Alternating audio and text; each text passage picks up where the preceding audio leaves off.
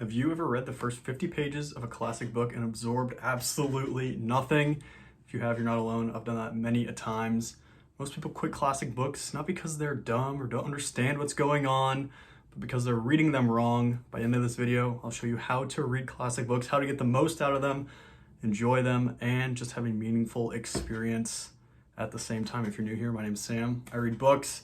I love to read a good classic book, and here are 5 tips that I do myself, that I implement. I think I get the most out of reading classic books. So without further ado, let's just jump right into it. I have my notes pulled up on the screen here. If you see me glancing down, I want to make sure this is polished and that I don't forget anything. But before we get into the 5 tips, I want to lay down some groundwork.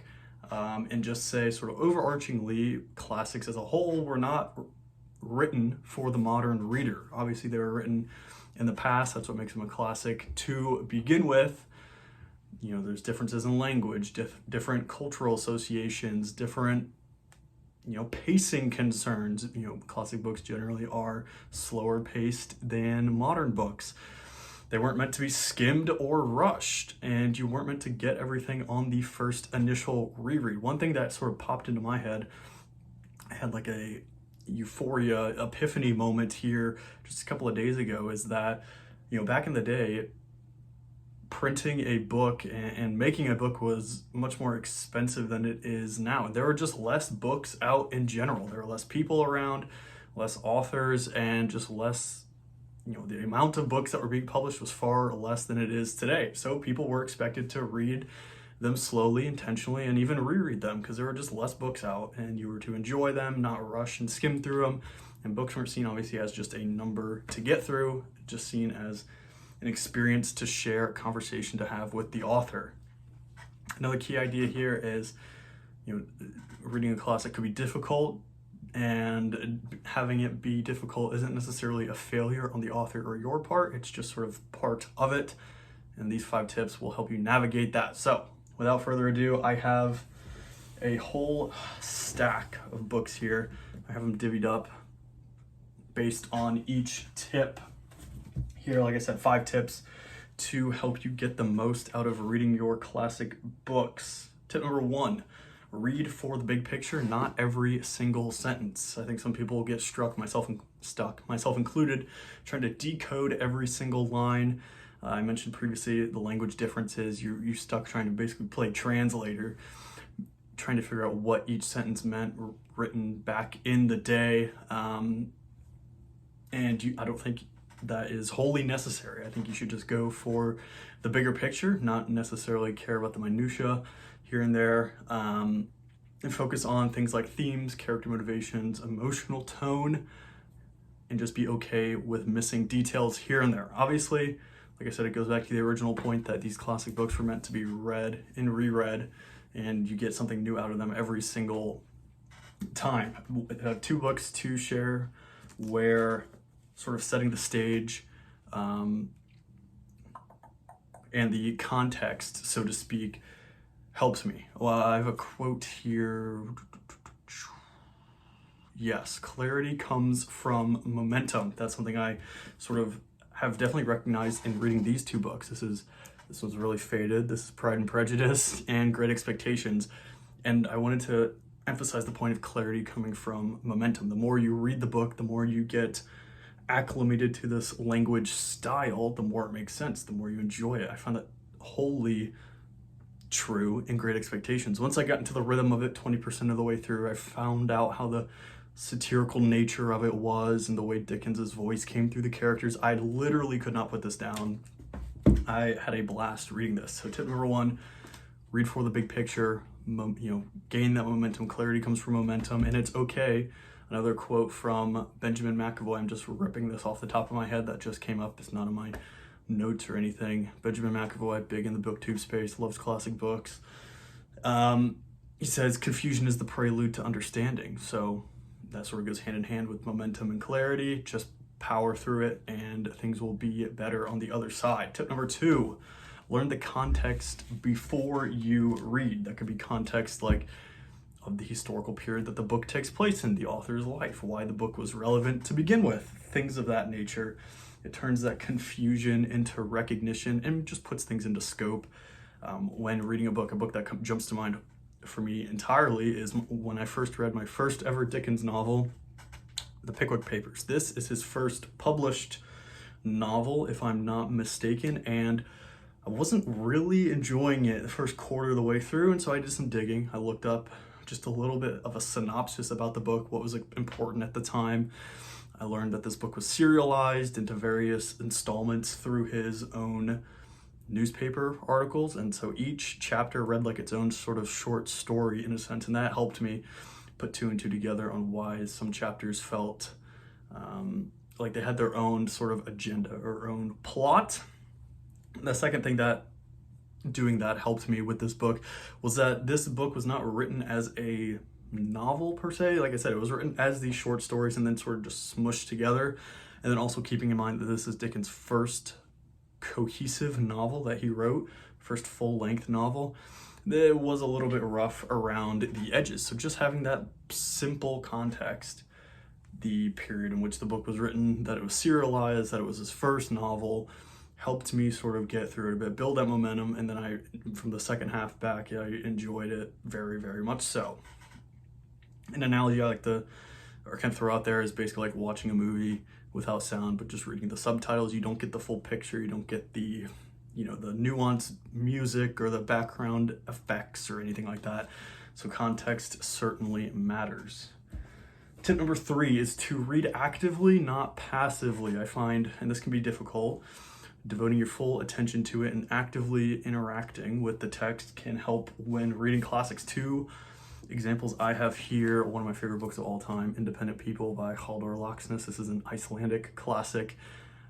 Oh, get off my high horse, you need to read this book. And then Notes from Underground by Dostoevsky. These are the reading actively in these books, to me, it looked like just some minor annotations. I think that is one of the reasons why this is one of my favorite books of all time, just because I was actively engaged in it and got the most out of it. It can be as simple as, like I said, these simple annotations with these tabs. I didn't even underline. I did a little bit of underlining in this Notes from Underground, but just some tabs, maybe reflecting every couple of chapters, every couple of pages. What is this book really about? What sort of problem was the author trying to articulate or solve or what have you? Just these brief pauses, I'll say, so you're not just flying through words. It can help you really digest it and give yourself some time. You're not just going a million miles an hour trying to finish the book for the sake of finishing it, because like I started with the video with, there are just less books out there, and these books weren't made to necessarily be solved on the first read. Something that has helped me greatly. Tip number 4 here, so second to last one here, is the element of rereading books or rereading passages or rereading chapters. It is not really a failure on you if you decide to reread it. I believe it's a feature of these older books. They were meant to be not digested first time, but sort of chewed on, go back, read it again, read it at a different season of life even, just to see what you get out of it. Like I said, rereading is a feature, not a failure. Classics were designed to reveal more over time. So even multiple readings, you get multiple things out of it. I know I definitely see that when rereading some of my favorite books. I'll plug my most popular video that just is sort of blowing up right now, books I would rather have my memory wiped. I'll leave a link in the description down below so you can check that one out. That one's going bonkers. But yeah, rereading is a feature, not a failure. 2 books I have here are Fyodor Dostoevsky's Crime and Punishment and Moby Dick. Moby Dick was one of my favorite books of last year. Definitely speaks volumes. This book is notoriously known for being dry, slow, dull. Fill in the blank with whatever word you have in there. But I think I enjoyed it so much because I reread chapters that I didn't understand. I was actively engaged in it. I was very intentional when I was reading this book. There was nothing else going on around me. I wasn't distracted. And when I did have instances where passages didn't make sense, whole chapters didn't make sense, I would pause and reread it, and I would get more out of it. And I was really just experiencing the book, as however artistic that sounds. I've made multiple videos on Moby Dick, so if you want my full thoughts on them, go check those out. But yeah, rereading not a failure or feature. Same thing with Crime and Punishment. There are just some, like, for lack of a better term, bombs in this book of lines and passages and just thought-provoking moments. It would behoove you to reread those so you get the most out of them, so you experience them again, and you can really, like I said, chew on them, let it marinate, and go from there. Not finish the book for the sake of finishing it, but reading it to get the most out of it on your own time. And think of it as you're joining a extended conversation with the author, and really just sort of going like you're having a conversation, going back and forth, rereading, reiterating, things of that nature has helped me with these two books in particularly. Tip number 5, we'll wrap this one up here. I haven't read this book yet, so this is a tip that I will utilize for this classic book, is to pair a book with a companion. So modern tools we have available to us today make reading classics that much easier, whether it's to provide context, historical context, or just brief chapter summaries so you know what the heck actually happened. These modern tools make it easier than ever. The book I am referring to is James Joyce's Ulysses.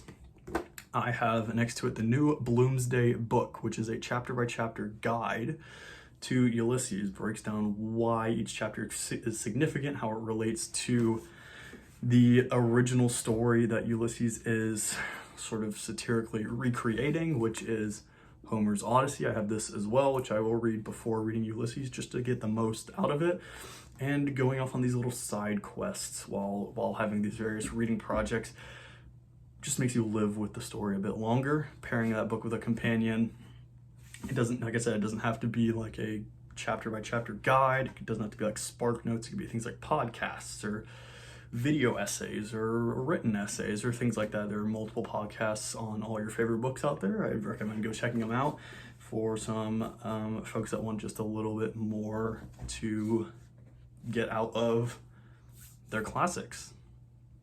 So yeah, those are 5 tips here. We'll wrap things up here. Who are classics really for? Just wanted to leave you with this. Classic books are not about sounding smart, although I know that sort of sounds like the case on the internet these days. People read classics for the sake of elevating themselves to a higher perceived social or intelligence level. I think at the end of the day, they're just books about human nature, about moral dilemmas, about timeless struggles. I think it's the most interesting and rewarding thing about reading classics is seeing something that you relate to in the book that you're reading, and the book was written, over 200 years ago, and you're like, wow, that is still something I see today, something I struggle with, something internally that has ticked with me. I think that is one of the coolest things when it comes to reading, one of the most rewarding pieces at that. And then also, I'll reiterate one more time, you read them not to finish them, but to experience them and to enjoy the experience and to, like I said, have that conversation with the author about what they were really trying to get out of it at the end of the day. So sort of last thing there that I will leave it at that. Before we wrap things up here, let me know down below if you intend to try one of these tips. I will leave them down there as well. I'll just copy paste them from my notes here for ease of access, so you can look through them and let me know if you are looking to put one of these tips to the test, and if you are, what book are you currently going to try it on yourself? Like I said, these were just tips that helped me get the most out of classics, and going forward, obviously the books I haven't read, getting the most out of them as well. If they helped you, leave a like on it so readers around can stumble upon this video just like yourself. Consider subscribing if you're new. The channel is popping these past couple of weeks, so I'd appreciate it if you'd stick around for the ride, and we will catch you in the next one. Hope you have a great rest of your day, and yeah, see ya.